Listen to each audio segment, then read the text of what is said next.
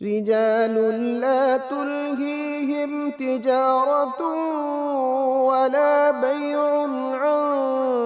ذكر الله وإقام الصلاة وإيتاء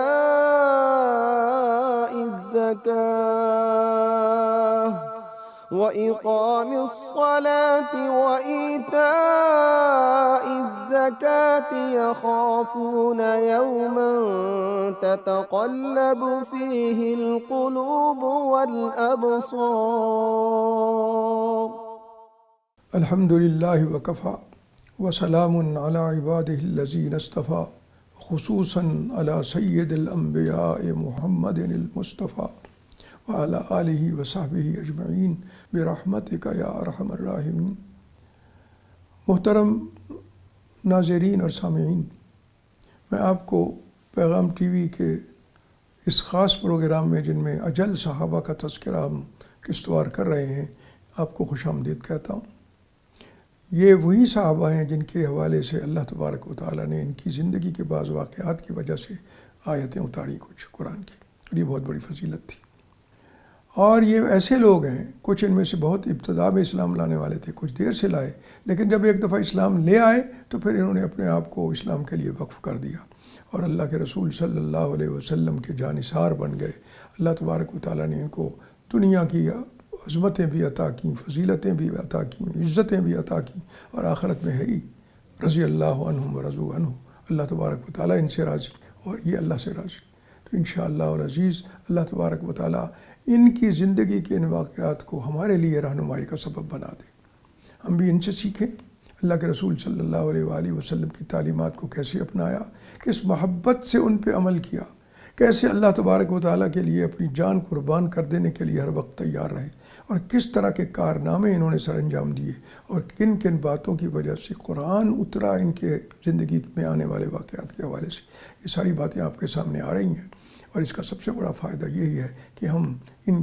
باتوں سے سیکھتے ہیں کہ اللہ کے رسول صلی اللہ علیہ وسلم سے کیسے محبت کرنی ہے، اللہ سے کیسے محبت کرنی ہے، اس کے دین سے کیسے کرنی ہے، اور رسول اللہ صلی اللہ علیہ وسلم کی اطاعت کیسے کرنی ہے۔ اور اگر کبھی اونچ نیچ ہو بھی جائے تو پھر اس وقت اللہ تبارک و تعالیٰ کے سامنے کیسے جا کے گر گرانا ہے۔ یہ ساری وہ باتیں ہیں جو آپ کے سامنے آئیں گی، آتی جا رہی ہیں، آ رہی ہیں، آئندہ بھی آئیں گی جب تک ان کا تذکرہ چل رہا ہے۔ اور یہ وہ باتیں ہیں کہ جو ہمارے لیے دنیا اور آخرت کی کامیابیوں اور فضیلتوں کی ضامن ہے۔ آج ہم جس اجل صحابی کا تذکرہ کریں گے ان کا نام سیدنا مرثد ابن ابی مرثد رضی اللہ تعالی عنہ، مرثد بن ابی مرثد۔ اور میں وہ ایک آیت جو ان کی وجہ سے اتری ہے اس کو بھی پڑھ دیتا ہوں، اس کی بات وضاحت آگے آئے گی کہ وہ کس طرح کا واقعہ تھا اور کیسے ہوا۔ اعوذ باللہ من الشیطان الرجیم، بسم اللہ الرحمن الرحیم۔ الزانیۃ والزانی فاجلدوا کل واحد منہما 100 جلدہ۔ زنا کرنے والی عورت اور مرد، ان میں سے ہر ایک کو 100 کوڑے لگاؤ۔ ولا تأخذکم بہما رأفۃ فی دین اللہ، اور ان کے معاملے میں اللہ تبارک و تعالیٰ کے دین پر عمل کرنے کے حوالے سے کوئی دل کے اندر جو شفقت اور نرمی ہے وہ اس کے آڑے نہ آئے۔ ان کنتم تؤمنون باللہ والیوم الآخر، اگر تم اللہ پہ ایمان رکھتے ہو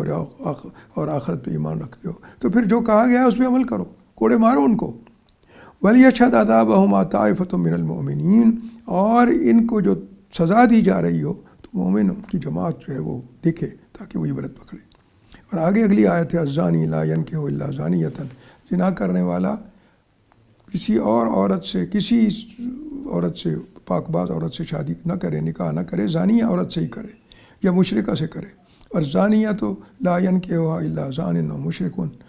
اور زانیہ عورت جو ہے وہ بھی کوئی زانی ہی مرد اس سے نکاح کرے یا مشرک کرے، یہ نہ ہو کہ بھی وہ کسی ایماندار عورت جو ہے اس سے شادی کر کے اور اس کے بعد پھر اپنی گندی عادتوں کی وجہ سے یا جو کچھ وہ کر چکے ہیں ان کی وجہ سے ان کو تکلیف میں مبتلا کرے۔ تو یہ اتری، اس کی بات آگے ہم تفصیل سے بتائیں گے۔ میں آپ کو جو بتانا چاہتا ہوں وہ یہ بتانا چاہتا ہوں کہ یہ حضرت سیدنا مرثد ابن ابی مرثد یہ بڑے صحابی ہیں اور مکہ ہی میں پیدا ہوئے، مکہ کے رہنے والے تھے،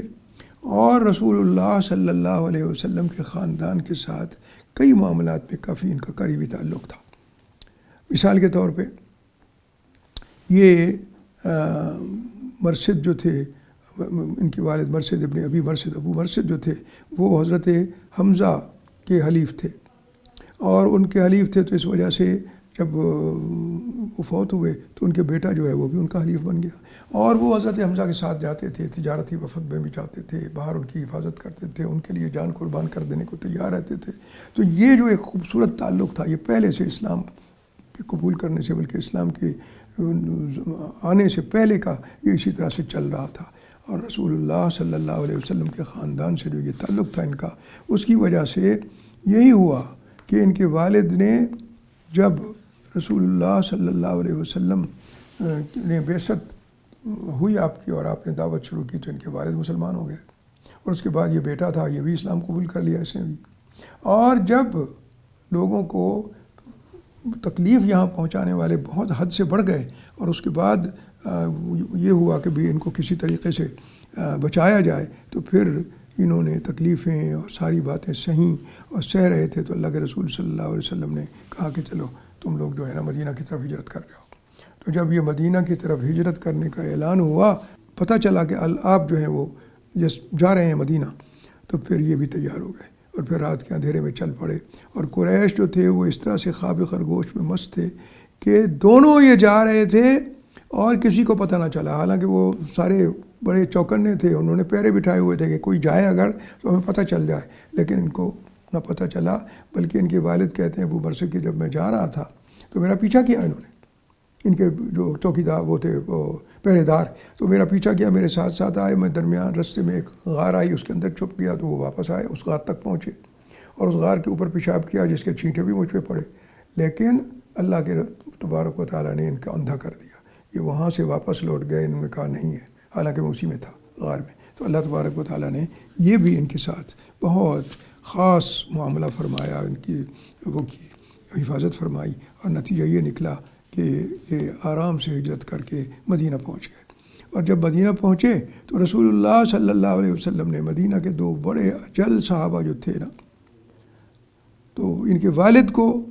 ابو مرثد کو عبادہ بن صامت کا بھائی بنایا مؤاخات میں، اور مرثد کو اس کے دوسرے بھائی اوس ابن صامت کا بھائی بنا دیا۔ تو یہ صامت خاندان جو ہے، عبادہ بن صامت اور اوس بن صامت، یہ ان کے حلیف بھائی بن گئے، اور ان کی وجہ سے یہ الحمدللہ یہ وہاں مدینہ میں آرام سے رہے، اللہ کے رسول صلی اللہ علیہ وسلم کے لیے اپنی جان قربان کر دینے کو ہمیشہ تیار رہے۔ یہ جو اوس ابن صامت جو حضرت مرثد ابن ابی مرثد کے بھائی بنائے گئے تھے، وہاں اللہ کے رسول نے بنایا تھا جن کو، تو یہ وہی ہیں کہ جن کے بارے میں یہ آیت اتری، قد سمع اللہ قول التی، کہ اللہ تبارک و تعالیٰ نے اس عورت کی بات سن لی، اس کی بات کو سن لیا جو اپنے خاوند کی شکایت کر رہی تھی اللہ سے اور آپ سے، اور آپ کے ذریعے سے اللہ تک بھی۔ تو اللہ تبارک و تعالیٰ نے ان کی باتیں سنی، اللہ تبارک و تعالیٰ سب کچھ سننے والا ہے۔ تو یہ وہ جو آیت ہے، اور یہ آگے واقعہ تفصیل سے آ جائے گا آپ کے سامنے، تو یہ حضرت مرثد اور مرثد کے بارے میں یہ چیزیں آئیں۔ اللہ تبارک و تعالیٰ نے الحمدللہ ان سے بڑا کام لیا، اور ان سے جو کام لیا ہے نا وہ اتنا عجیب و غریب ہے کہ سبحان اللہ، انسان حیران ہو جاتا ہے۔ یہ مکہ میں تھے، اللہ کے رسول صلی اللہ علیہ وسلم کے خاندان سے ان کا بڑا قریبی تعلق تھا، جانثار تھے، اسلام قبول کرتے ہی جانثار ہو گئے ان کے والد بھی اور یہ بھی۔ اور ہوا کیا کہ رسول اللہ صلی اللہ علیہ وآلہ وسلم کی وہ جو جن پہ عذاب دیا جا رہا تھا، جن کمزوروں پہ، جن کو تکلیفیں پہنچائی جا رہی تھیں، ایسے نو مسلم تھے کہ جو چھپ کے اسلام قبول کرتے تھے، اپنے آپ کو ظاہر نہیں ہونے دیتے تھے، پتہ چل جاتا تھا تو ان پہ ظلم و ستم کے پہاڑ توڑتے تھے مشرکین مکہ۔ تو یہ ان کی حفاظت کے لیے کمر بستہ ہو گئے، اور انہوں نے کیا کیا حضرت مرثد نے کہ راتوں کی تاریکیوں میں انہوں نے لوگوں کو، ایسے مظلوم لوگوں کو وہاں سے نکال کے اور خفیہ راستوں سے اور اللہ کے اپنی سواریوں پہ سوار کر کے رسول اللہ صلی اللہ علیہ وسلم کے پاس پہنچانے کا کام شروع کر دیا۔ یہ بہت بڑی خدمت ہے۔ اللہ کے رسول صلی اللہ علیہ وسلم جن کے بارے میں، جن کی تکلیفوں کی وجہ سے آپ بھی بہت تکلیف میں محسوس کرتے تھے اور بہت آپ کو صدمہ ہوتا تھا، تو ان کو نجات دلانے کے لیے اللہ تبارک و تعالیٰ نے حضرت مرثد اور ان کے والد کو وہ اس کام پہ لگا دیا۔ یہ مسجد جو ہیں الحمدللہ یہ وہی لوگ ہیں کہ جو الحمدللہ کئی لوگوں کو انہوں نے بچایا اور رسول اللہ صلی اللہ علیہ وآلہ وسلم کے پاس جو ہے پہنچایا، اور یہ وہ بات تھی جس کی وجہ سے رسول اللہ صلی اللہ علیہ وسلم ان سے خوش تھے اور ان کے لیے دعائیں کی۔ وہ جو ایک مشہور واقعہ ہے وہ آپ سن لیں ان کے حوالے سے۔ کہتے ہیں کہ میں جب وہ تھا یہ کام کرتا تھا تو لوگ جو ہے نا وہ میری وہ کرتے تھے، نگرانی کرتے تھے، لیکن میں کبھی ان کے ہاتھ میں نہیں آیا۔ کہتے ہیں کہ ایک خاتون تھی، اناق نام تھا اس کا، مجھے وہ پسند تھی اور خوبصورت عورت تھی، تو کہنے لگی کہ میں ایک دن جا رہا تھا تو اس کی نظر مجھ پہ پڑ گئی، اناق کی۔ تو اس نے کہا تم مرشد ہو؟ میں نے کہا ہاں۔ کہنے لگی خوش آمدید، آج رات میرے ہاں بسر کرو۔ تو اب اناق سے کہا، یہ اب مسلمان ہو چکے تھے، جاہلی دور نہیں تھا، وہ پسند تو تھی، اس سے کوئی تعلق بھی تھا، لیکن اسلام قبول کرنے کے بعد تو کوئی گنجائش نہیں تھی، پکا اسلام تھا دل سے۔ نتیجہ کیا نکلا کہ اس کو کہنے لگے اناق مسلمان ہوں میں اور مسلمان زنا نہیں کر سکتا، تو یہ بات بالکل نہیں ہوگی۔ اس کو جب یہ پتہ چلا کہ تو اس نے مجھے دھتکار دیا ہے، تو وہ جیسی عورت تھی وہ اسی طرح اس نے شور مچانا شروع کر دیا اور کہا گیا یہ ہے پکڑ لو، یہ مسلمان قیدیوں کو لے کے جا رہا ہے اور وغیرہ وغیرہ وغیرہ۔ کہتے ہیں کہ 8-10 آدمی میرے پیچھے پڑ گئے، لیکن اللہ تبارک و تعالیٰ نے ان کو اندھا کر دیا۔ وہ میری تلاش کرتے کرتے جو ہیں وہ ہو گئے، بالکل ناکام ہو گئے اور واپس چلے گئے، اور میں اسی طرح واپس پہنچ گیا، اور میں نے جس مسلمان کو قیدی کو وعدہ کیا تھا کہ میں تمہیں آج رات لے جاؤں گا، میں اس کے گھر پہ پہنچ گیا، اور جب میں نے اس کے پاس پہنچا تو مجھے اندازہ ہوا اس کا وزن بہت ہے۔ تو پھر وہ کہتے ہیں کہ میں نے اس کے باوجود اس کو وزنی جو ہے بندہ اس کو اٹھایا اور غار سے باہر اسے لے آیا اور وہاں لا کے اس کی بیڑیاں کاٹیں، اور بیڑیاں کاٹنے کے بعد پھر میں نے اس کو اپنی سواری پہ بٹھایا اور مدینہ پہنچا دیا۔ تو یہ ایسے جانثار تھے، یہ تکلیفیں بھی اٹھائیں، صدمے بھی برداشت کیے، اپنی جان کو خطرے میں ڈالا دوسروں کو بچانے کے لیے۔ یہ ہے اسلامی اخلاق کی بات، اور یہ ہے وہ اسلام کا کردار عظمت کا کہ اپنے بھائیوں کے لیے اللہ کے رسول نے جو تعلیم دی تھی کہ سب تم بھائی بھائی ہو، اپنے لیے وہی پسند کرو جو بھائی کے لیے کرتے ہو۔ تو انہوں نے تو اپنے بھائی کے لیے اپنے آپ کو مشکل میں ڈال دیا، اس سے بھی بڑھ گئے کہ اپنے بھائیوں کے لیے اپنے آپ کو مشکل میں ڈال دیا، اور اس کے بعد ان کو لے گئے۔ اور وہ کہتے ہیں کہ وہ جو ہیں میں ان کو لے گیا، اور جب لے گیا تو اللہ کے رسول صلی اللہ علیہ وسلم کے پاس، کہتے ہیں کہ اس کے بعد چونکہ قریش نے جاسوس پھیلا دیے تھے، جگہ جگہ مورچے بنا دیے تھے، اور وہی اناق نے یہ کام خراب کیا تھا شور مچا کے، تو اب پھر میں دوبارہ اس کام کے لیے نہ جا سکا۔ رسول اللہ صلی اللہ علیہ وسلم نے بھی یہی پسند کیا کہ نہیں، اپنے آپ کو خطرے میں نہ ڈالو۔ تو پھر یہ نتیجہ یہ نکلا کہ رسول اللہ صلی اللہ علیہ وسلم کے ساتھ وقت گزارنے لگے، اس کے اپنے فائدے تھے، انہوں نے دین سیکھا، اسلام سیکھا، اللہ کے رسول صلی اللہ علیہ وسلم کی صحبت سے فائدہ اٹھایا، کردار سازی ہوئی ان کی، بہت عظیم بہادر آدمی بن گئے، ایسے بہادر بن گئے کہ پھر انہوں نے گھوڑے جو ہے نا وہ ہر جنگ میں شرکت کی۔ بدر میں یہ شریک ہوئے، اللہ کے رسول صلی اللہ علیہ وسلم کے ساتھ جہاد کرنا اور اپنے آپ کو خطرے میں ڈالنا، اور رسول اللہ صلی اللہ علیہ وآلہ وسلم کے لیے اپنی جان کو خطرے میں ڈال کے اس پہ خوش ہونا اور اسی کو اپنے لیے قابل فخر سمجھنا۔ تو رسول اللہ صلی اللہ علیہ وآلہ وسلم کے نزدیک ان کا بڑا مقام تھا اور ان کا بڑا مرتبہ تھا، چنانچہ اللہ کے رسول صلی اللہ علیہ وسلم مشکل کاموں میں جیسے پہلے ان پہ بھروسہ کرتے تھے اور یہ مسلمانوں کو وہاں سے نکال کے لاتے رہے، بڑے مشکل کام تھا، اسی طرح سے بعد میں بھی جو واقعات ہوئے انہیں ایک مشکل تھا کام بہت بڑا، اس میں حضرت مرشد ابن ابی مرشد کو رسول اللہ صلی اللہ علیہ وسلم نے بڑی ذمہ داری سونپی۔ یہ بدر میں بھی شریک ہوئے اور احد میں بھی شریک ہوئے، اور احد میں بھی انہوں نے خوب داد شجاعت دی اور خوب رسول اللہ صلی اللہ علیہ وسلم کے دشمنوں کو جو ہے وہ ان کو زخم پہنچائے اور ان کو قتل کیا۔ ہجرت کے 3 سال یعنی احد کے بعد ایک بڑا واقعہ پیش آیا، اور وہ واقعہ یہ ہوا کہ 2 قبیلے تھے، عزل اور قارہ، ان اندر سے وہ مسلمان نہیں تھے، بظاہر انہوں نے اپنے آپ کو مسلمان ظاہر کیا اور اللہ کے رسول صلی اللہ علیہ وسلم کے پاس آ گئے اور کہنے لگے یا رسول اللہ ہمارے پاس اسلام پھیل رہا ہے، آپ کچھ اپنے ساتھی ہمارے ساتھ روانہ کر دیں۔ ہم نے تو کچھ سیکھ لیا ہے، لیکن ہم سب کو نہیں اتنا نہیں سیکھا کہ سب کو اسلام سکھا سکے، تو آپ کچھ لوگ ہمارے ساتھ روانہ کر دیں۔ ہم جائیں گے تو ان کو بھی لے جائیں گے، اور یہ سارے جو ہے نا ہمارے ساتھ مل کے وہاں اسلام کی تبلیغ کریں گے، اسلام کی تعلیم دیں گے، اور لوگ اسلام سیکھیں گے۔ رسول اللہ صلی اللہ علیہ وآلہ وسلم نے 6 افراد کا انتخاب فرمایا۔ ان میں حضرت مطلب ہے کہ بھی وہ بھی تھے زید بن دثنہ بن معاویہ، اور عاصم بن ثابت بن ابی افلا بھی تھے، خبیب بن عدی بھی تھے جو بنی جمعہ سے تعلق رکھتے تھے، اور اس میں حضرت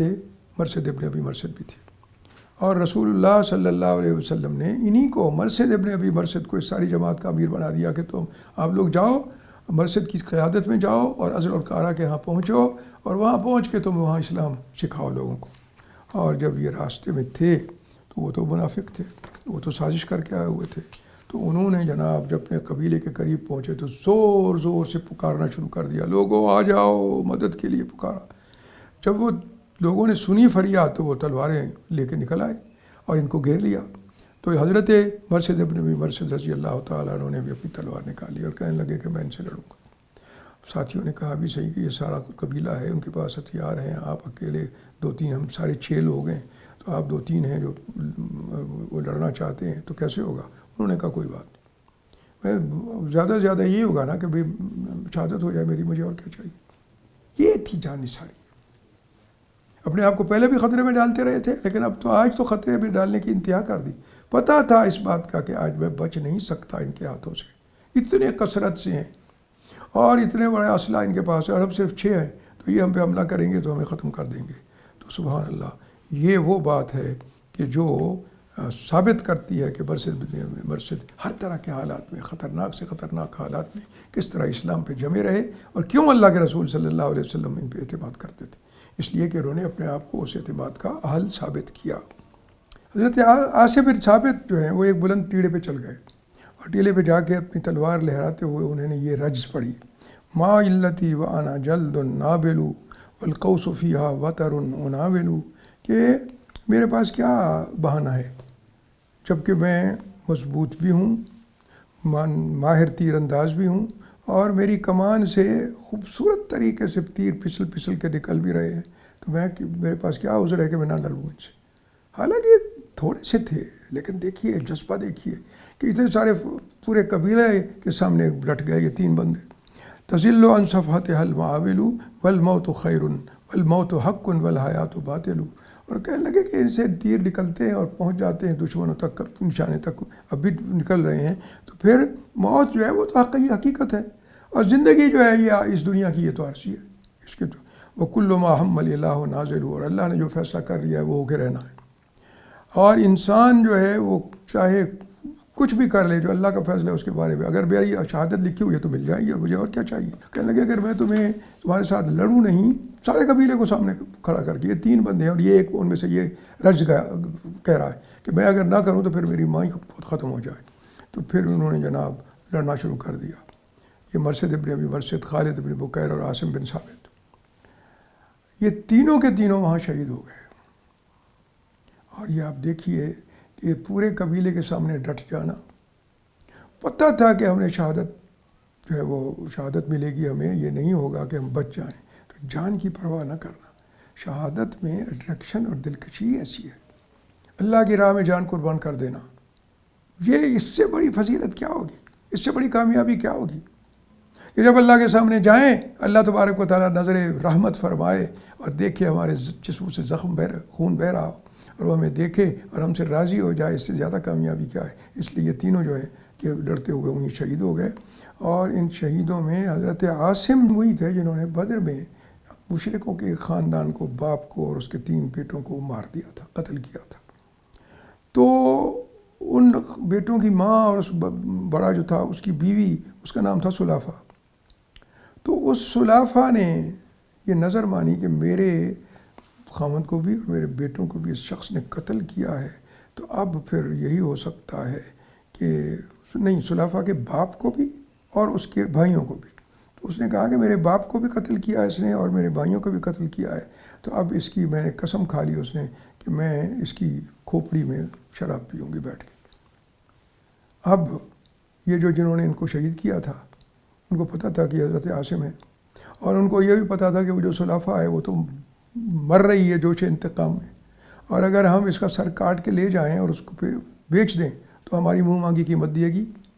اور مشرکین کو تو یہی چاہیے تھا، پیسے ہی چاہیے تھے نا، ان کو اللہ کی رضا کا تو کوئی سلسلہ نہیں تھا، آخر قیامت پہ یقین ہی نہیں تھا ان کا، تو انہوں نے کہا ہمیں پیسے مل جائیں گے۔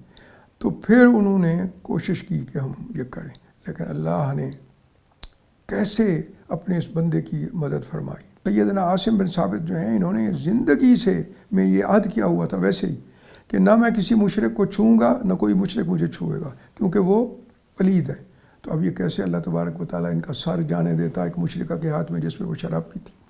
اور اپنی نظر پوری کرتی اور اپنا جوش انتقام ٹھنڈا کرتی۔ تو نتیجہ کیا ہوا؟ اللہ تبارک و تعالیٰ نے ان کی حفاظت کی، اور حفاظت کا طریقہ کیا ہے؟ حیران رہ جاتا ہے۔ کہتے ہیں کہ جیسے یہ گرے اور ان لوگوں نے کوشش کی، وہ لشکری سارے آ کے ان کے ارد گرد کھڑے ہو گئے کہ یہ ٹھنڈا ہو تو ہم اس کا سر کاٹیں، تو اللہ تبارک و تعالیٰ نے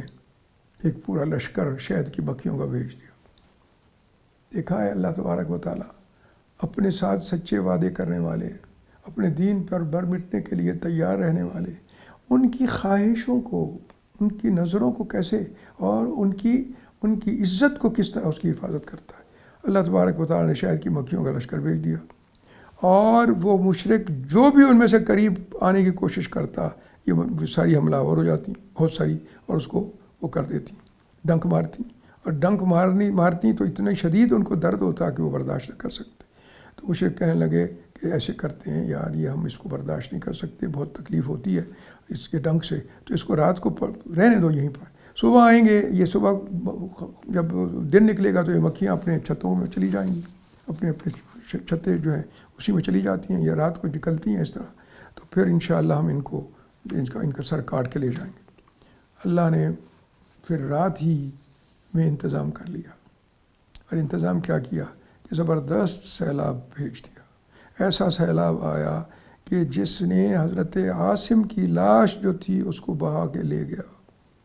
اور وہ لے گیا کہاں لے گیا اللہ تبارک و تعالیٰ کو پتہ۔ اللہ تبارک و تعالیٰ نے ان کی یہ خواہش کسی صورت پوری نہ ہونے دی مشرکوں کی کہ ان کی کھوپڑی میں کوئی بدکار عورت جو ہے وہ بیٹھ کے اپنے شراب پیے اور اپنی جو ہے وہ جوش انتقام کو ٹھنڈا کرے۔ اللہ تبارک و تعالیٰ نے یہ اسی طرح سے 3 تھے لوگ، زید بن دثنہ، خبیب بن عدی اور عبداللہ بن طارق۔ یہ کچھ مشرکوں کے جب باتیں کی کہ جی ہم آپ کو چھوڑ دیں گے، ہم آپ کو قتل نہیں کرنا چاہتے وغیرہ وغیرہ، یہ وہ، تو یہ ان کی باتوں میں آ گئے، ان کی باتوں میں آ گئے تو ان کو قید کر کے لے گئے، اور جب قید کر کے لے گئے تو انہوں نے تو ان میں سے جو ایک تھے نا حضرت عبداللہ بن طارق، انہوں نے جب دیکھا کہ یہ تو ہمیں بیچنا چاہتے ہیں قریش کے، اور وہ ہمارا برا سلوک کریں گے ہمارے ساتھ، تو انہوں نے اپنا رسی میں بندھا ہوا ہاتھ چھڑایا اور اپنی تلوار سونت کے کھڑے ہو گئے، اور تلوار سونت کے کھڑے ہو گئے، اکیلا آدمی، اور وہ لشکر ہے پورا، ایک کھڑے ہو گئے۔ تو وہ پیچھے سہم کے ہٹے، اور پھر انہوں نے یہ کیا کہ دور سے ہی انہوں نے پھر پتھر مار مار کے ان کو شہید کر دیا۔ یہ تو اللہ کے ہاں شہادت کا مرتبہ پا کے اللہ کے ہاں پہنچ گئے۔ 2 رہ گئے، خبیب ابن عدی اور زید ابن دثنہ۔ یہ جو خبیب ابن عدی ہے، ان کا واقعہ آپ نے شاید پہلے بھی سنا ہو، بڑا خوبصورت واقعہ ہے۔ تو ان کو جب بیچا گیا تو ان کو حجیر ابن ابی احاب نے خرید لیا۔ وہ ان کو اپنے باپ ابو احاب کے عوض قتل کرنا چاہتا تھا کہ ان کا انتقام پورا لے، کہ جو ان کے ہاتھوں جنگ بدر میں مردار ہوا تھا، مارا گیا تھا۔ تو وہ پھر لے کے ان کو اس نے خرید لیا، اور خرید لے کے گھر چلا گیا، اور جب وہ گھر لے گیا تو ان کو وہاں قید کر دیا، اور قید کر دیا جب، تو پھر ایک دن عجیب واقعہ ہوا۔ واقعہ یہ ہوا کہ وہ گھر پہ نہیں تھا، اس کی ایک بیٹی وہاں موجود تھی۔ اس سے انہوں نے، حضرت خبیب نے کہا کہ مجھے قتل تو کرنا ہے تم لوگ نے، میری موت آ گئی ہے، تو میں چاہتا ہوں کہ میں اپنے جسم کے سے فالتو بال جو ہیں ان کو صاف کر دوں۔ تو وہ اس نے اس طرح مانگا تو اس نے اس طرح بھیج دیا۔ اس کو یقین تھا کہ یہ ایک اچھا آدمی ہے اور جو اس کا رویہ تھا وہاں قید کے دوران میں کہ یہ ان کی ہر بات کی پابندی کرتے تھے، اور کوئی انہوں نے ایسی کبھی کوشش نہ کی کہ میں نکل کے چلا جاؤں، تو اسے پتہ تھا کہ یہ جائے گا نہیں، تو اس لیے اس نے دے دیا۔ اور جب وہ اسرا ان کے ہاتھ میں آ گیا اور اس لڑکی کا، اس عورت کا ادھر ادھر دھیان بٹا، تو اس کا بیٹا چل کے ان کے پاس آ گیا اور وہ اس کے پاس آ کے ان کی گود میں بیٹھ گیا۔ تو اب اس نے جب دیکھا تو وہ گھبرا گئی، اس نے کہا اب اس کے ہاتھ میں ہے، اس کو ہم نے مارنا ہے تو یہ اپنا انتقام پہلے اس طرح سے لے لے گا، اس کو مار دے گا، یا پھر پتہ نہیں یہ کیا کرے۔ تو وہ بڑی پریشان ہوئی، تو انہوں نے کہا حضرت خبیب نے کہ نہیں، میں ایسا کام نہیں کروں گا، تم فکر نہ کرو، تم اسے ڈر رہی ہو کہ میں قتل کروں گا، اللہ نے چاہا تو میں ایسا ہرگز نہیں کروں۔ تو پھر انہوں نے یہ بھی تو کر سکتے تھے نا ویسے کہ بھی وہ اپنی جان کے عوض سودا بازی کر لیتے کہ بھئی تم مجھے چھوڑ دو گے تو میں اس کو چھوڑ دوں گا، نہیں تو میرے ہاتھ میں یہ اسرا ہے، اسرا گلے کے قریب لے آتے اور کہتے تو ان مشرکوں کو مارنا پڑتا، ان کو چھوڑنا پڑتا، دور بھی بھیجنا پڑتا، لیکن انہوں نے اس کو گوارا نہ کیا کہ مسلمان کی شان یہ نہیں ہے کہ وہ بدعہدی کرے۔ جب میں نے کہا ہے کہ میں یہ کام نہیں کروں گا اور میں نے اسی بنیاد پہ میں نے ان سے وہ اسرا لیا ہے تو اسرا انہوں نے دیا، اس لیے تو میں کیسے یہ کر سکتا ہوں۔ تو نتیجہ یہ نکلا کہ انہوں نے اسی طرح سے اس لڑکے کو دوبارہ واپس بھیج دیا اور اپنے بال صاف کر لیے، اور اس کے بعد انہوں نے نماز شروع کر دی۔ اور جب نماز لے کے نمازیں پڑھتے رہے، پھر جب دوسرے دن قریش مکہ جو ہے ان کو لے کے گئے تو انہوں نے راستے میں ایک بات کی، کہنے لگے کہ دیکھو تم نے مجھے قتل تو کرنا ہے، ٹھیک ہے کوئی بات نہیں، مجھے صرف 2 رکعتیں نماز پڑھنے کا وقت دے دو، اجازت دے دو، میں رکعتیں 2 نماز پڑھ لوں، اللہ کے سامنے جانا ہے تو میں اس سے کچھ دعائیں کر لوں۔ تو انہوں نے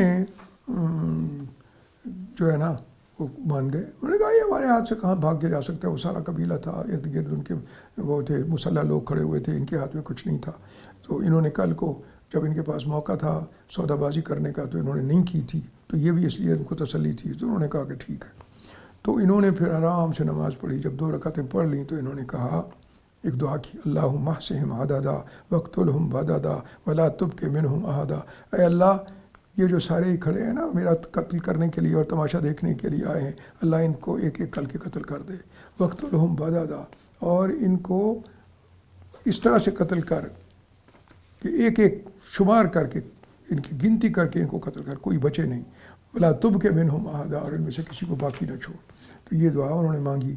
اور پھر ان کو مخاطب کر کے کہنے لگے، بڑی خوبصورت بات کی انہوں نے، شعر سنائے، اور یہ ایسے ایک جو شہید کیا جانے والا شخص ہے جس کی زندگی ختم ہونے والی ہے، موت قریب ہے جس کی آنے والی ہے، تو وہ اس طرح کے شعر پڑھے تو وہ کمال ہے۔ انہوں نے کہا فلست ابالی حین اقتل مسلما علی ای شک کان فی اللہ مسرعی، کہ جب میں مسلمان کی حیثیت سے مجھے قتل کیا جا رہا ہے تو مجھے اس بات کی کوئی پرواہ نہیں کہ مجھے دائیں پہلو پہ لٹا کے قتل کرو یا بائیں پہلو پہ قتل، وذالک فی ذات الالہ، یہ اللہ کی خاطر ہے جو میں اپنی موت کو گلے لگا رہا ہوں، وَإِن یشاء یبارک علی اوصال شلب ممزئی، تو وہ جب چاہے گا تو میرے جو ٹکڑے کیے ہوئے ہوں گے نا، تم نے کٹے ہوئے اعضاء ہوں گے، اللہ ان میں سے ہر ایک پہ اپنی رحمت نازل کرے گا، تمہیں کیا پتہ چلے گا وہ اللہ کے سامنے کہاں جائیں گے اور کیا حیثیت ہوگی ان کی اللہ کے نزدیک ان ٹکڑوں پہ، تم تو پھینک دو گے زمین میں، لیکن اللہ تبارک و تعالیٰ ان کو جنت میں لے جائے گا۔ تو پھر ان میں سے وہ عقبہ بن حارث آگے لے کے بڑا نزا اور حضرت خبیب کو شہید کر دیا۔ تو آپ جو بات ہم دیکھتے ہیں اس میں وہ یہ بات ہے کہ دیکھیں وہ سودا بازی کر سکتے تھے، نہیں کی، اپنی جان بچانے کے لیے جو بھی کارروائی ممکن تھی وہ کر سکتے تھے، وہ نہیں کی، اپنے دین کے اعلیٰ دین ہونے کا ثبوت پیش کیا، اور ان کو پتہ چلا کہ یہ مسلمان ہیں، اس لیے یہ سودا بازی بھی نہیں کی ہے، سودا بازی تک بھی نہیں کی ہے، اور ہمارے بچے کو نقصان بھی نہ پہنچایا ہے۔ تو ظاہر ہے کہ اس سے دوسروں کے دلوں میں یہ بات تو آئی، اور ایک دن وہی جو اس کو قتل کرنے والے تھے وہی مسلمان ہو۔ اللہ تبارک و تعالیٰ نے ان کے ذریعے سے قاتلوں کو بھی، آپ دیکھ لیجئے ان کا کردار کتنا عظیم ہے اور کتنے بڑے لوگ ہیں، جبکہ وہ جو دوسرے تھے زید بن دثنہ، ان کو صفوان بن امیہ نے خریدا تھا، اس کا باپ جو تھا امیہ بن خلف، اس کو انہوں نے جہنم حاصل کیا تھا بدر میں، تو وہ لے گیا اور جا کے صفوان بن امیہ بعد میں وہ بھی مسلمان ہوا ہے، تو وہ لے گیا اور اس نے جناب وہاں جا کے نا قید کر لیا اپنے پاس، اور کہا کہ ابھی یار حرمت والا مہینہ چل رہا ہے، تو میں جب یہ حرمت والا مہینہ ختم ہو جائے گا، اس کا وہ احترام کرتے تھے زیادہ کہ حرمت والے مہینے میں ہم نے کچھ نہیں کرنا، قتل نہیں، خون نہیں بہانا مکے میں، تو جب ہوگا تو پھر ہم اس کو قتل کر دیں گے۔ تو یہی ہوا، جب حرمت والا مہینہ ختم ہو گیا تو وہ اس نے اپنے غلام کو کہا کہ لے جاؤ، نستاس اس کا نام تھا، اس کو لے جاؤ، تو وہ لے گئے۔ تو اس وقت جب وہ قریب پہنچایا گیا اس کو، زید بن دثنہ کو، تو ابو سفیان بن حرب نے، اب مسلمان نہیں ہوئے تھے، انہوں نے کہا زید اللہ کا واسطہ دے کے تمہیں پوچھتا ہوں، سچ بتانا جواب، کیا اس بات پہ راضی ہوگے کہ ہم تمہیں چھوڑ دیں اور تمہاری جگہ یہاں اللہ کے رسول صلی اللہ علیہ وسلم ہوں، محمد ہوں، تو ان کو ہم ذبح کر رہے ہوں؟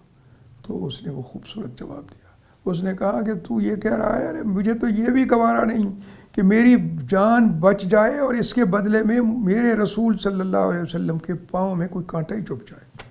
جان لینے کی تو بات ایک طرف ہے، میں تو یہ بھی نہیں پسند کرتا۔ تب ابو سفیان نے سچی بات ہے یہ نوٹ کیا اور کہا بھی صحیح اپنے ساتھیوں سے، بعد میں بھی کہا کرتے تھے کہ میں نے آج تک محمد صلی اللہ علیہ وآلہ وسلم جیسا کوئی شخص نہیں دیکھا جس سے لوگ اتنی محبت کرتے ہوں۔ ان کے جانے سے میں نے بادشاہوں کو دیکھا ہے، بڑے بڑے لوگوں کو دیکھا ہے، بڑی بڑی جو ہے نا سخاوت کرنے والوں کو دیکھا ہے، لوگوں کو فائدہ پہنچانے والوں کو دیکھا ہے، ان کے مسائل حل کرنے والوں کو، ان کے بچوں کو بچانے والے، سب اتنی زیادہ محبت ان میں سے بھی کسی نے اپنے محسنوں سے نہیں کی جتنی رسول اللہ کے ساتھی جو ہے وہ کرتے ہیں۔ نتیجہ یہی نکلا کہ اللہ تبارک و تعالیٰ کے رسول کے یہ صحابی جو ہیں وہ خوب اطمینان کے ساتھ وہ جو ہے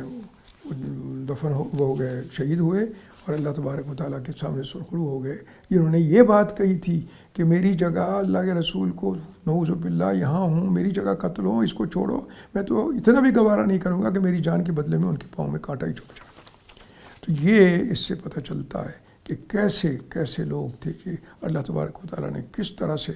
اب ایک آخری واقعہ میں تو آپ کو بتا دیتا ہوں، اور وہ یہ ہے کہ جب سیدنا ابو مرثد ابن ابی مرثد رضی اللہ تعالیٰ عنہ یہ لایا کرتے تھے قیدی، تو اس زمانے میں ان کا پہلے اس سے اسلام زنا کے حرمت سے پہلے کا زمانہ تھا، تو اس میں اس اناق جو عورت تھی اس کے ساتھ تعلق ہوگا ان کا۔ تو اناق نے جب ان کو دیکھا اور انہوں نے اس کو دھتکار دیا تو اس نے شور مچایا تو لوگوں نے ان کے پیچھے لوگ لگا دیے۔ تو بعد میں جب یہ واپس بچ کے آئے، اپنے اس ساتھی کو بھی لے آئے جو بھاری تھا، جس کو اٹھا کے لے آئے، اس کی بیڑیاں توڑیں، پھر اللہ کے رسول صلی اللہ علیہ وسلم کے پاس لے آئے، اور رسول اللہ صلی اللہ علیہ وسلم نے کہہ دیا کہ تم اب نہ جانا، تم خطرے میں ہو۔ تو اس کے بعد وہ اللہ کے رسول صلی اللہ علیہ وسلم کے پاس آئے اور کہنے لگے یا رسول اللہ، اگر مجھے اجازت دیں، میرا اس سے تعلق تھا، وہ اچھی میرے ساتھ بڑی محبت کرتی ہے، تو اگر آپ مجھے اجازت دیں میں اسے شادی کر لوں تو ہو سکتا ہے بہت اچھی مسلمان ہو جائے اور اس سے اس کے خاندان کو بھی فائدہ ہو۔ تو رسول اللہ صلی اللہ علیہ وسلم پر اس وقت وحی اتری، اور اس میں یہ بات یہ تھی کہ الزانی لا ینکح الا زانیۃ، وہی جو آیت میں نے پہلے پڑھی ہے کہ جب انہوں نے اجازت مانگی اسے شادی کی اسی عورت سے، تو آپ پر جو اتری کہ زانی جو مرد جو ہے وہ زانی عورت یا مشرک عورت کے سوا کسی اور پاک باز عورت سے شادی نہ کرے، اور والزانیۃ لا ینکحها الا زان او مشرک، اور زانی عورت سے بھی کوئی زناکار جو ہے وہ کرے شادی یا مشرک کرے، کوئی پاک باز مرد جو ہے وہ اس سے شادی کر کے اپنے آپ کو گندگی میں نہ لتھیڑے۔ تو یہ جو آیت تھی یہ اتری تو رسول اللہ صلی اللہ علیہ وسلم نے اس سے کہہ دیا کہ نہ فلا تنکحها، نہیں بھائی مرشد، اللہ تبارک و تعالیٰ نے یہ آیت اتار دی ہے اور تم جو ہو وہ نہیں یہ کر سکتے، اس سے شادی نہ کرو، یہ نہیں ہو سکتا۔ اللہ کے رسول صلی اللہ علیہ وسلم نے ان کو روک دیا، اور ورنہ پتہ نہیں وہ اگر ہوتی تو کیا ہوتا، آگے جو اولاد ہوتی اس کا کیا بنتا، وہ پچھلی باتوں کو یاد کرتے تو اس کی ان پہ کیا بیتتی وغیرہ وغیرہ۔ تو اللہ تبارک و تعالیٰ کہ نے یہ جب یہ آیت اتار دی تو بہت سے ایسے کیسز تھے، بڑی خوبصورت عورتیں تھیں جن کے پاس لوگوں کے ساتھ تعلقات رہے تھے، اور وہ چاہتے تھے کہ بھی ان سے دوبارہ تعلقات تھے، اور خوبصورت تھیں اور بڑی اچھی تھیں، تو ان کا اور امیر بھی تھیں، تو ان سے دوبارہ شادی ہو جائے۔ تو اللہ نے اس فتنے کا دروازہ ہی بند کر دیا۔ مرشد ابن مرشد کے ذریعے سے یہ آیت ان کے لیے اتری، لیکن آئندہ کے لیے زانی عورتوں کے ساتھ نکاح جو ہے جس سے کہ خاندان میں خرابیاں پیدا ہونے کا شدید امکان ہوتا ہے۔ اگر غلط عورت گھر میں آ جائے تو پھر بچے بھی غلط پلیں گے، اور پھر بہت زیادہ خرابیاں پیدا ہوں گی، خاندان میں اطمینان نہیں ہوگا۔ اطمینان قلب جو عبادت سے، اللہ کی اطاعت سے ملتا ہے، رسول اللہ صلی اللہ علیہ وسلم کی محبت اور اطاعت سے ملتا ہے، وہ رخصت ہو جاتا ہے۔ تو اللہ نے یہ ان کے لیے یہ اتاری آیت کہ نہیں، زانی عورت سے شادی نہ کرو۔ اللہ کے رسول نے ان کو روک دیا اور ہمیشہ کے لیے اس فتنے کا کلکمہ ہو گیا۔ اللہ تبارک و تعالی ہمیں بھی اسی طرح سے اپنے دین پہ چلنے کی توفیق عطا فرمائے۔ ہمارا دل کچھ بھی کہہ رہا ہو،